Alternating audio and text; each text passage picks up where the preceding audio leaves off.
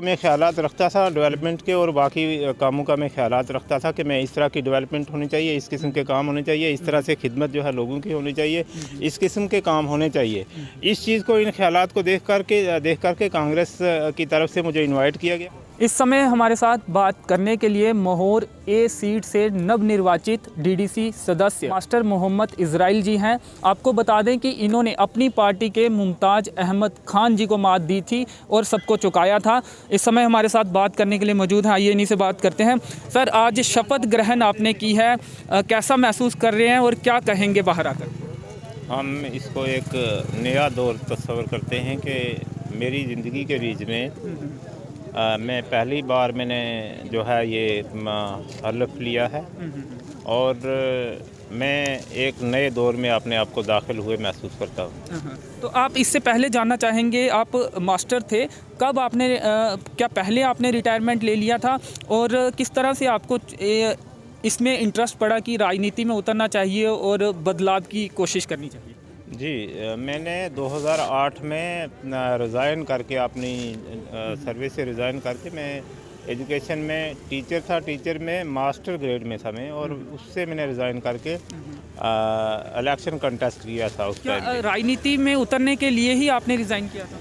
जी, क्योंकि हमारे पब्लिक, हमारे लोगों का बहुत बड़ा इंटरेस्ट था उसी टाइम से कि आप आएँ और आपको हम जो है जो है बेहतर एक सेवा जो है वो कर सकते हैं, लोगों की खिदमत कर सकते हैं, इलाके की डेवलपमेंट का मैं शौक़ रखता था। लोगों ने इसलिए मुझे रिज़ाइन करवाया कि आप आइए और हमारे लिए डेवलपमेंट के कामों में हाथ बटाएंगे आप। इसके लिए उस टाइम में। तो आपने अपनी पार्टी के एक स्ट्रॉन्ग कैंडिडेट थे, पूर्व विधायक रहे हैं उसी इलाके के, वो जिस कॉन्स्टिट्यूंसी से आपने जीत हासिल की है वो भी उनका चुनावी क्षेत्र था असेंबली इलेक्शन के लिए, तो वहाँ से तो क्या कड़ी टक्कर देख रहे थे आप, या आपको लोगों पर भरोसा था कि आपकी जीत निश्चित है? देखिए, बात यह है कि ये लोगों का मसला है। हमने जो मुमताज़ अहमद खान साहब थे वो पहले के वहाँ के एमएलए थे, सिटिंग एमएलए थे, उनके साथ मेरा इलेक्शन हुआ और मुझे लोगों पर पूरी तरह से विश्वास था। मुझे किसी वजह से 2014 का इलेक्शन कंटेस्ट नहीं करने दिया था असेंबली का, जिसके बीच में उस वक्त भी मुझे ये यकीन था कि मैं वहाँ की जो है असेंबली सीट निकाल सकूँगा।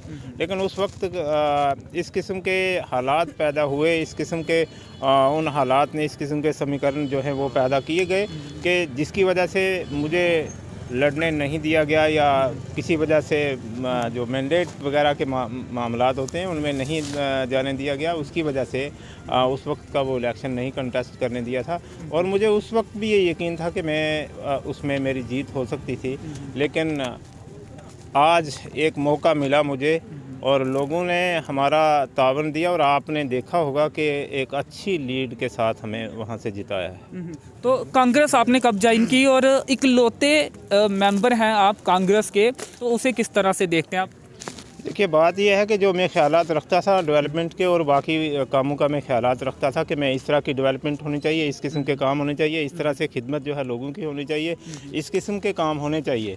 इस चीज़ को, इन ख़्यालात को देख करके कांग्रेस की तरफ से मुझे इन्वाइट किया गया कि आप इसमें आ जाइए और आप आ करके आपके ख़्यालात जो हैं, कांग्रेस ने समझा कि हमारे ख़्यालात से बिल्कुल मिलते हैं, पार्टी के ख़्यालात से मिलते हैं, इसलिए उन्होंने मुझे दावत दे करके उसके बीच में लाया और मैंने महसूस किया, मैं भी खुशी के साथ उसमें ज्वाइन हुआ और ज्वाइन होकर के हमने ये कंटेस्ट। जी, तो अब क्या लगता है कि नए आयाम विकास के लिखे जाएंगे या फिर मुश्किल है? क्योंकि हमने देखा कि सरपंच या पंच वो भी बोलते हैं कि हमें वो पावर्स नहीं मिली हैं जिससे हम विकास कर सकें, या वो फंड्स नहीं मिला है। तो क्या लगता है, डीडीसी के इलेक्शंस के बाद शपथ भी आज हो गई है, तो अब उम्मीद है आपको, काफ़ी ज़्यादा उम्मीद है, या अभी कुछ कहना मुश्किल है? देखिए, पावर्स की बात भी होनी चाहिए कि पावर्स होने चाहिए जब कोई बना है, जब लोग अपनी एक पूरी पावर देकर के जिसको जिताते हैं, तो गवर्नमेंट को और कानून के बीच की तरफ से भी एक उनको पावर्स जो है वो मिलनी चाहिए।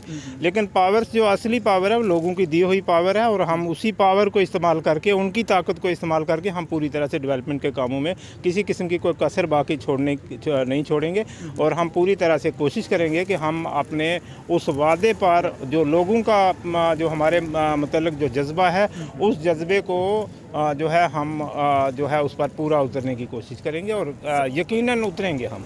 सर, महोर ए कॉन्स्टिट्यूंसी की अगर बात करें, डीडीसी कॉन्स्टिट्यूंसी की, तो ऐसे कौन से 2-4 मुद्दे हैं जो सबसे पहले आपकी प्रायोरिटी पर रहेंगे, प्राथमिकता पर रहेंगे कि आप उन मुद्दों को हल करवाएंगे जिससे जनता काफ़ी परेशान है इससे? देखिए, सबसे बड़ा मुद्दा जो है वहाँ का रोडों का मुद्दा है कि वहाँ पर सबसे बड़े हमारे ऐसे कटे फटे एरिया हैं और पहाड़ी एरिया हैं जहाँ एक डेढ़ दिन जो है पैदल चल करके लोगों को रोड तक आना पड़ता है। और बहुत सारी जो डिलीवरी केसेस होते हैं उनमें बहुत सारी जो औरतें हैं, ख्वातीन हैं, उनकी रास्ते में ही मौत हो जाती है। और वो सब कुछ जो है वो सड़कें ना होने की वजह से, रोड्स की ना होने की वजह से ये सारा कुछ है। सबसे पहला रोड का है और उसके अलावा हमारे इलाके के अंदर एजुकेशन की बहुत बड़ी प्रॉब्लम है। हमारे पास हम कहेंगे हाई स्कूल में चलने के लिए 10-10, 15-15 किलोमीटर का सफ़र करके जो है बच्चों को जाना पड़ता है। और फिर भी वहाँ पर जाने के बावजूद वहाँ पर स्टाफ ही नहीं होते हैं और एजुकेशन की हालत बहुत ही खस्ता है उस इलाके की। मैं सबसे ये चाहूँगा कि हमारे इलाके की एजुकेशन की हालत ठीक हो जाए। और उसके अलावा हमारे पास बिजली और पानी के मसले जो हैं वो बहुत अहमियत रखते हैं। आज हर जगह में पीने का सही पानी जो है वो नहीं है, उसके मसले हैं। बिजली नहीं है, अभी तक हमारे इलाके के बीच में बिजली नहीं है।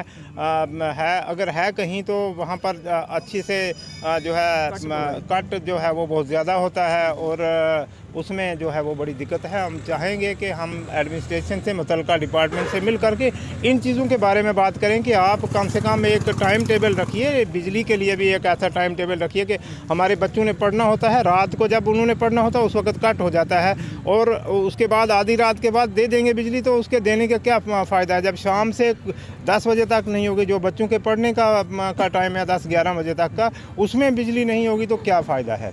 इसलिए हम चाहेंगे कि ये कट नहीं होना चाहिए बच्चों के पढ़ने का। सुबह का टाइम होता है बच्चों के उठने का या हर आदमी की ज़रूरत होती है तो उसमें बिजली का कट होता है। ये बड़ी बातें हैं। इन चीज़ों के लिए हम काम करेंगे। और इसके अलावा हमारे इलाके के बहुत सारे इस किस्म के मसाइल हैं कि जो बाकी इलाकों से अलग जैसे हैं। जी, शुक्रिया हमसे बातचीत करने के लिए। और हमारे इलाके के अंदर एक में जो प्राथमिकता की बात आपने की है, वहाँ पर सबसे बड़ी एक प्राथमिकता इस चीज़ पर की है कि हमारा एक यहाँ से इस इलाके का दरियाए चिनाब के बीच में उसका जो एक मावन दरिया अंश आता है, उस अंश के ऊपर जगह जगह जहाँ पुलों की ज़रूरत है और वो पुल नहीं बनाए गए। ये सबसे बड़ी बात है। आज भी वो रस्से पर खरोलियों से जब लोग जाते हैं तो वहाँ पर उनको मौत का मंजर आंखों के आगे सामने आ जाता है कि वहाँ थोड़ा सा हिला तो गिर करके वहाँ मौत होने का खतरा रहता है। हम चाहते हैं कि वहाँ पर पुल लगें और रोडें बढ़े। ये एक बहुत बड़ी बात है। शुक्रिया हमसे बातचीत करने के लिए, धन्यवाद। तो ये थे मास्टर मोहम्मद इजराइल जी। महोर ए सीट से इन्होंने जीत हासिल की है और कांग्रेस के एकमात्र उम्मीदवार हैं जिन्होंने जीत हासिल की है। आज इन्होंने शपथ ग्रहण किया। इन्होंने कहा कि बिजली, पानी, शिक्षा, सड़क के मुद्दे को ये प्राथमिकता के साथ हल करवाने की कोशिश करेंगे।